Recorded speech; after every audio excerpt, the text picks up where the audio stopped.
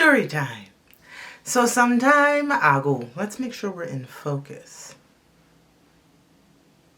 We're Gucci. I'm telling y'all, I've looked back at a few of my videos and I have noticed that I would be dipping in and out of focus and it irritated the shiitake mushrooms out of me. Anyways, it is story mother freaking time. So sometime ago, this was pretty early in my career and I had just started working in the perioperative area. Perioperative meaning pre-op, so before the operation, before surgery, intra-op, during the surgery, and post-op or PACU, after the surgery. And there are a number of different professions just within that specialty. I was both the pre-op and PACU nurse, and they would just alternate me. So that day I started in pre-op and moved right on over to PACU because it was a 12-hour shift, and pre-op ends relatively early. Partly because all you're doing is preparing them for the surgery, and after everybody goes into surgery, there's nothing left for pre-op nurses to do. But because I was a 12-hour, they had to find something for me to do, so they put me in post-op. So, in recovery, I had this one patient who I thought was pretty cool, easy enough. It was time for us to do discharge instructions, and there's a policy in a lot of recovery rooms where you don't give the discharge instructions to the actual patient. You give it to the designated driver. And sometimes we call and give the instructions over the phone. Sometimes we call them in, give them instructions in front of the patient, as long as we have the patient's permission, right? So on this particular patient's discharge instructions, and it's not even really like a particular thing for this patient. Sometimes 2 names and numbers will be listed because the person that will be taking care of them is not the same person that will be coming to pick them up, you know? Sometimes it's a transportation service because the person that will be caring for them is unavailable to take them home. But they can't drive home. They still got a bunch of drugs running through their system from the surgery. You know what I'm saying? Anywho, so on this particular patient's instructions, or excuse me, her notes for who to call, she had 2 numbers. And so I was like, who would you like me to call to give instructions to or to pick you up? Like how are we supposed to divvy this up? Not even divvy it up, but assign, you know? And she's like, oh, can you call my partner for this and call my cousin for that? And because she just went on to this whole spiel basically to say, you know, my husband, either my husband or my cousin is coming, but call my cousin because he'll be able to get in touch with my husband because he won't pick up a number that he doesn't recognize. Anywho, so I called the cousin. Cousin answered. He's like, all right, I'll give the husband a call. Cool, great, perfect. I go back and I ask the wife. I was like, hey, or the patient, excuse me. I was like, can I please give instructions in front of your husband to your husband or over the phone? And she's like, it's fine, have him come here, you know, because if I remember anything, I would like, you know, you to, for the chances of me remembering anything, I want you to give instructions in front of me to my husband. Stellar. Great. I don't care. It doesn't matter. As long as you say it's okay. Because some patients, they will say, I don't want him to know anything. And I'll be like, well, you need to find somebody that I need to give instructions to because you're not going to remember anything. Anesthesia will do that to you. So at this point, obviously, she's wide enough awake. That's why we're moving on to the discharge instructions part of the recovery. So her partner does show up. And he walks up to her, he plants a kiss, and, you know, he's talking to her, they're holding hands, and, you know, he's just like caressing her hand and asking her how she's feeling. And I'm just thinking, please, please, please do not start acting like a bunch of things are wrong with you now that your partner is here. I can't tell y'all how frequently that happens. Everything will be totally fine with the patient. Completely fine. I mean 110% fine. And then the partner will get there, and I'm talking about male and female. the partner will get there and they'll be like, oh, you know what? I feel like this and I feel like that. And all these symptoms just come out of nowhere. And then the partner coddles them. And then the partner comes to you. And they're like, are you sure my such and such is ready to go? Do you think you can give them more this? Do you think you can give them more that? It just looks like we haven't been taking care of this patient for the past hour to 2 hours. Like we've just been chilling and we just decided not to do anything. Anyways, that is what I was praying for. And I disappeared for a bit just to go get the printed paperwork and to go get all of the other stuff to give to them to send them home with, so that I didn't want to witness any potential, I don't want to call it fake symptoms, but it's happened so often that the urge to call it fake symptoms is just, it's so potent. Whew. So I get back and it seems that everything is okay. Okay. So I start to give instructions. I'm like, when you get home, do this, do that, don't do this, make sure this is done, treat this, address this, remove, like go through the instructions.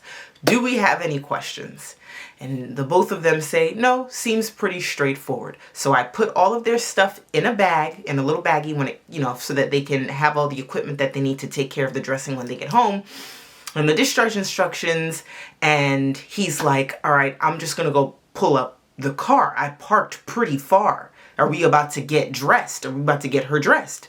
And I was like, yeah. And I asked the patient, I said, are you okay with me helping you get dressed while he goes and gets the car? She said, that's totally fine. Whew, we are in the clear. So I get her dressed.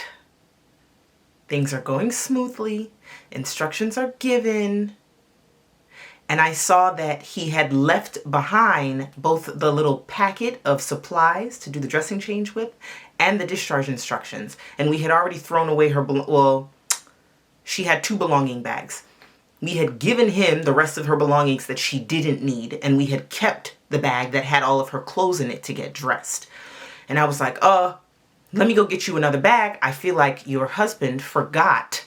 Not I feel like, it looks like your husband forgot the other 2 things and I don't want you to go home without the instructions and without the dressing. So let me get a bag so you can put it in and I'll just sit it on your lap while you're in the wheelchair. And she's like, oh, that's not my husband.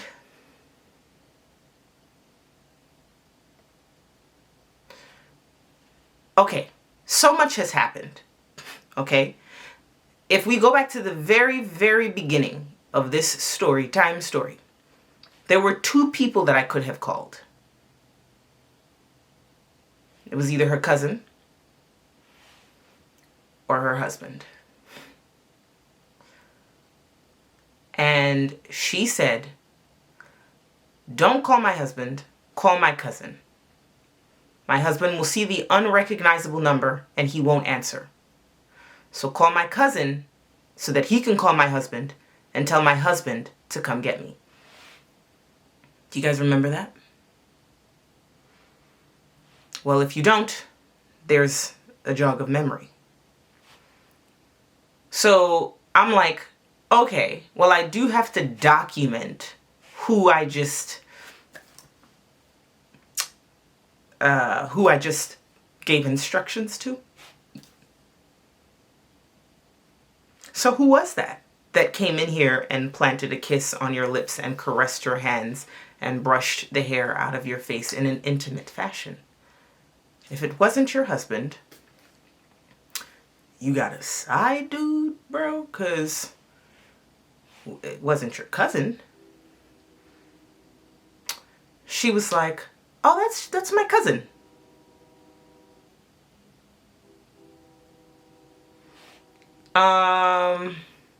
Okay.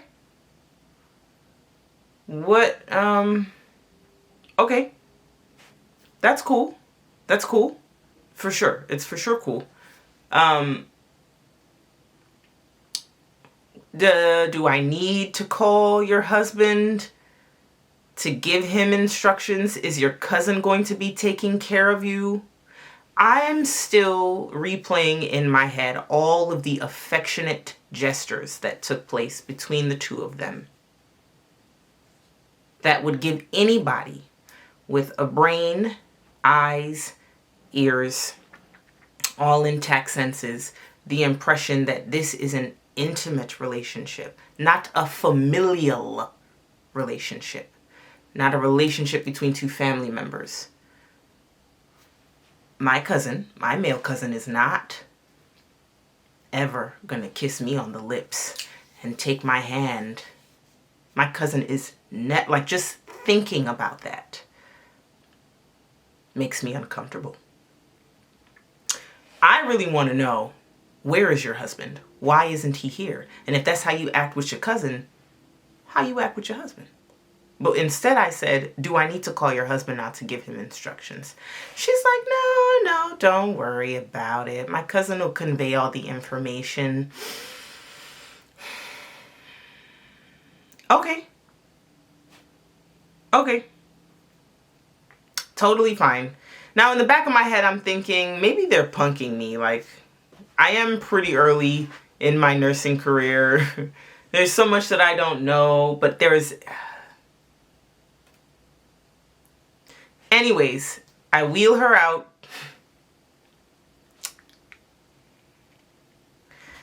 Cousin pulls up. I push her as close as I can to the passenger door. I try to minimize as much walking, like right after the surgery, because anesthesia is a tricky drug and it'll just sort of do things to you random times throughout the day as it works its way out your system. So one minute you're good and then the next you're really dizzy. I don't want anybody falling on my watch, so I push her as close to the passenger door as I can. And once I get her up, I pull the chair out the way. I step back because he sort of steps in, and I'm like, this space is too tight for the two of us to be trying to help her in the car, and your approach is aggressive.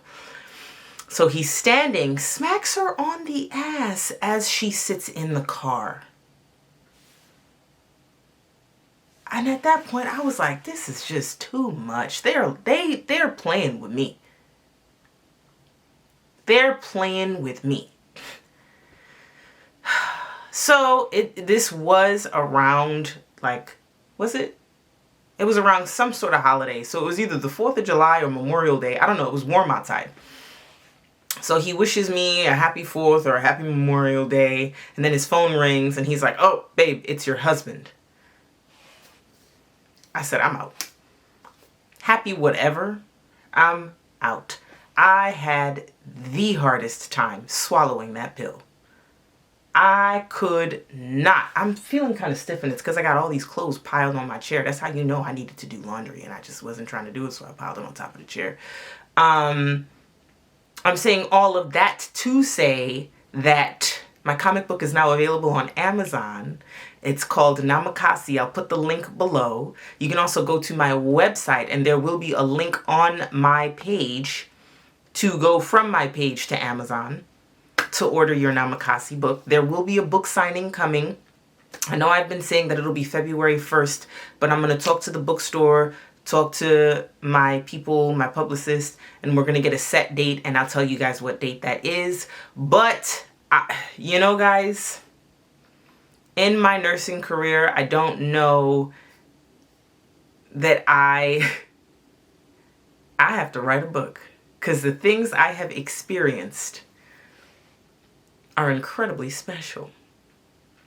I hope that you guys are just as shook as me, because that'll make me feel like you are also normal. And, you know, yeah, click all those links below. Check out all of my literary masterpieces. I've got more coming. I have a book of poetry out. I have a romance mystery out. And now I have a comic book out. And I'm working on the second book of poetry and the second in the series to Confident Sensuality, my romance mystery. Your girl is just out here writing shit. Also, Zyla, I'm going to update it today. Thank you guys, everybody, for being patient. I posted another video the other day just explaining that I have been burnt out, and there was just a period in my creativity where I felt like I needed to stop. Go take a look at that video. Keep showing your girl love. Thank you.